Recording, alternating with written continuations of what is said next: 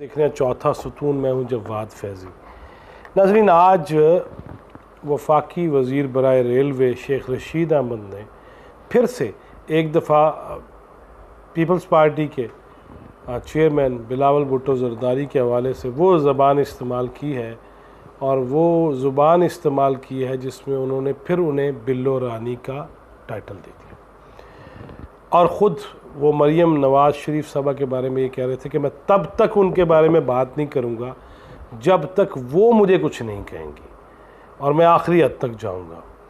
जनाब शेख ने गुफ्तगू हमेशा वो लच्छेदार करते हैं, अच्छे ख़तीब हैं, अच्छे मुकर्रर हैं और ख़बरों में इन रहना जानते हैं, लेकिन क्या वो बिलावल भुट्टो ज़रदारी जो उनके बच्चों की मानिंद है उसके बारे में गुफ्तगू करेंगे और फिर उसके हवाले से गुफ्तगू करेंगे, फिर वो ये कहेंगे कि मेरा ब्रेकअप ना करवा देना, जो सवाल करने वाले थे।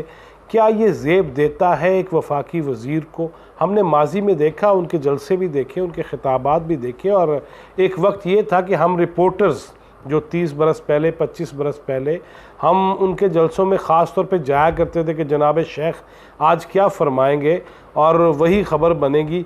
लेकिन तब हम प्रिंट मीडिया से ताल्लुक़ रखते थे और प्रिंट मीडिया से ताल्लुक़ रखते हुए हमें ये ख़्याल रखना पड़ता था कि जब हम ख़बर बनाएंगे तो ये तो झलकियाँ तो छोटी मोटी चल जाती थी किसी भी फंक्शन की, पंजाब असम्बली, कौमी असम्बली या ऐवान सदर की तकरीबात की, लेकिन हम वो लफ्ज़ नहीं, वो हर्फ नहीं लिख सकते थे। हमें हुर्मत का तकद्दुस था, ख़्याल था और फिर हमें ये हुर्मत का ख़्याल रखना पड़ता था कि ऐसा कोई लफ्ज़ जाना नहीं चाहिए। जनाब शेख जलसा हाय आम में क्या क्या कहते रहे, किस किस तरह कहते रहे, वो भी सबके सामने मौजूद है। लेकिन आज जब वो अपने बच्चों की, अगर शादी कर लेते तो बच्चों की उम्र से छोटा ही होना था बिलावल भुट्टो ने, लेकिन क्या उनसे सवाल नहीं बन सकते? और वो गुज़िश्ता रोज़ कह रहे थे, हमने अपने प्रोग्राम में भी ये कहा चौथा सुतून के अंदर कि जनाब शेख आप कह रहे हैं कि मैं कभी भी वजारत का भूखा नहीं रहा। इस पर भी चल के आगे बात करते हैं कि वजारत के भूखे आप रहे या नहीं रहे, लेकिन क्या आपका कद काठ जो लोग समझते हैं, जो आप ख़बर ब्रेक करते हैं, जो हालात का पता देते हैं, जो गेट नंबर 4 और 5 और 6 की बात करते हैं, वो उन लोगों को तो ये नहीं चाहिए कि बिलावल जो आपके बच्चों की उम्र का है उसके बारे में बात करें या मरियम नवाज़ के बारे में बात करें या मरियम सफदर कह लीजिए।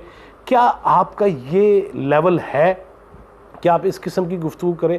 मुराद सईद करे तो तब भी ठीक है, अब्दुल कादिर पटेल उसका जवाब दें तो मज़ा भी आता है, लेकिन आप जब गुफ्तगू ऐसी करेंगे, इतनी दफ़ा आप वज़ीर रह चुके हैं और ख्वाहिश अबदी ही होगी आपकी कि आप वज़ीर आज़म कभी बन जाएं और अल्लाह करे आप बन भी जाएं, कोई हालात ऐसे हो जाएं। 2 सीट्स आपके पास है, आप खुद ही कल कह रहे थे कि 2 सीट हैं, 2 नशिस्तें मेरे पास हैं, एक मेरी एक मेरे भतीजे की, और उसके बावजूद आप वज़ीर भी हैं। आप वही हैं जिन्हें ये कहा जाता था कि चपड़ासी भी नहीं रखूँगा, आप जिन्हें कहते थे कप्तान देखिए मैं केहो जाए। अब आप वो गुफ्तगू क्यों कर रहे हैं? आप उम्र के उस हिस्से में नहीं है।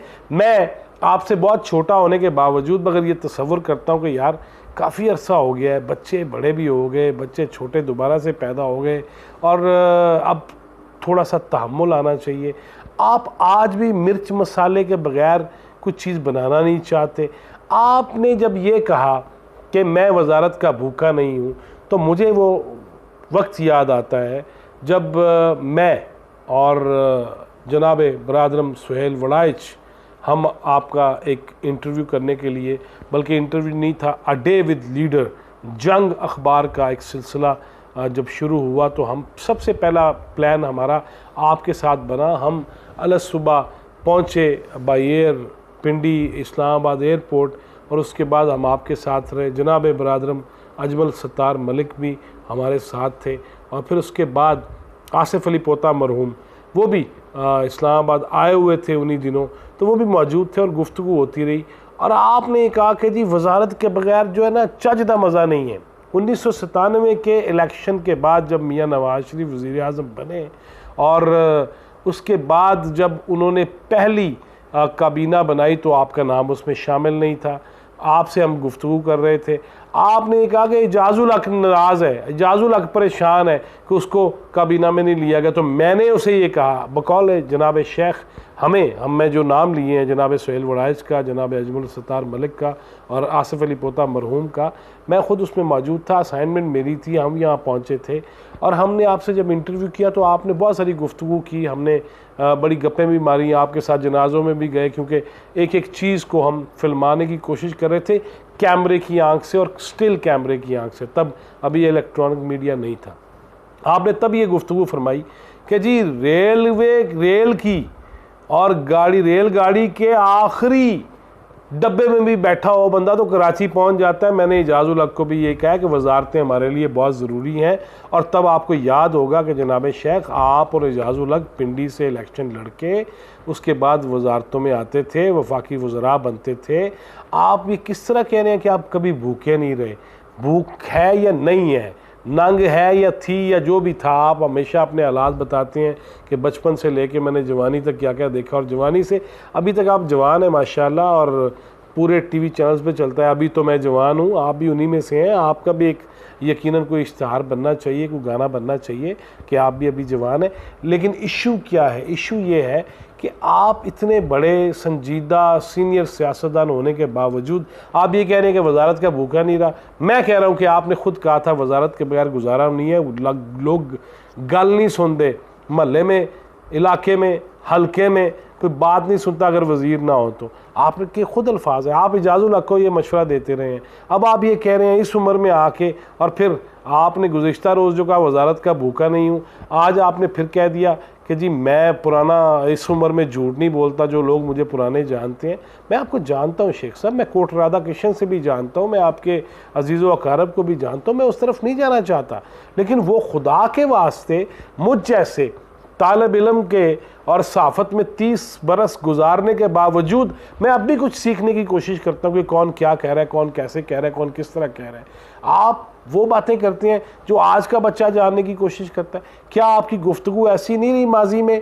जो आपने जलसा है हमसे खिताब करते थे, आप लियाकत बाग में करें या लाल हवेली पे करें या मोची दरवाज़ा करें या भाटी चौक में करें या मुल्तान नश्तर पार्क में करें या कराची के किसी जलसागाह में करें, आपने मोहतरमा बेनज़ीर भुट्टो के हवाले से भी ऐसे ही गुफ्तगू की, आपने जनाब जरदारी के हवाले से भी ऐसी गुफ्तगू की।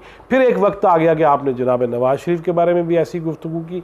मैं आपको भी जनाब शेख रशीद कह के बुलाता हूँ। मैं सख्त तरीन नाक़िद होने के बावजूद जनाब इमरान ख़ान को आली मरतबत किबला व काबा कह के बुलाता हूँ, क्योंकि मैं ये समझता हूँ कि मेरा एक जुमला भी अगर कोई सुन रहा है और मेरी लैंग्वेज की वजह से, मेरी गुफ्तगू की वजह से, मेरी तहरीर की वजह से, मेरे लिखने की वजह से, मेरे बोलने की वजह से अगर कोई आदाब मलहूज़ नहीं रखता तो उससे प्रॉब्लम हो जाते हैं और मैं रोज़े क़यामत इसका जवाब दूंगा। आज आप कह रहे थे मेरी उम्र का ख्याल करें, मैं इस उम्र में झूठ नहीं बोलता।